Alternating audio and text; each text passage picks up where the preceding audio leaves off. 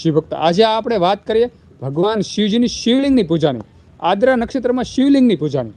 તો આજે એક નવી વાત કરીએ કે જો આપણે એમ કહેવાય કે બમણું સુખ આપણે પ્રાપ્ત કરવું હોય, ભગવાન શિવજીના બમણા આશીર્વાદ પ્રાપ્ત કરવા, તો કઈ રીતે આદ્રા નક્ષત્રના દિવસે શિવલિંગની પૂજા કરવી.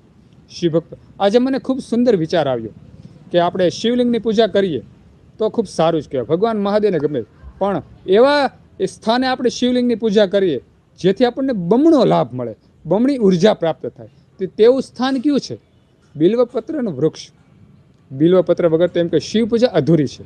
અને જ્યારે હું અને તમે એમ કે બિલ્વ વૃક્ષની નીચે શિવલિંગની પૂજા કરીએ તે શ્રેષ્ઠ પૂજા થઈ કહેવાય. તેની નીચે આપણે લિંગ પૂજા કરીએ, બિલ્વ વૃક્ષની નીચે સુંદર લિંગનું નિર્માણ કરીએ, પાર્થિવ શિવલિંગ નિર્માણ કરીએ, અને તેની નીચે જો આપણે આદ્રા નક્ષત્રના દિવસે શિવલિંગની પૂજા કરીએ તો કેટલી બધી ઉર્જા આપણને પ્રાપ્ત થાય, કેટલા બધા આશીર્વાદ આપણને પ્રાપ્ત થાય.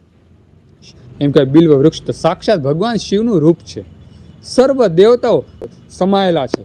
અને જ્યારે આપણે એમ કહેવાય કે બિલ્વ વૃક્ષની નીચે સુંદર પાર્થિવ શિવલિંગ નિર્માણ કરી અને આદ્રા નક્ષત્રના દિવસે શિવલિંગની પૂજા કરીએ તો ભગવાન મહાદેવ અત્ર તત્ર સર્વ દેવતાઓ સાથે ભગવાન મહાદેવના આપણી પર આશીર્વાદ વરસી જાય.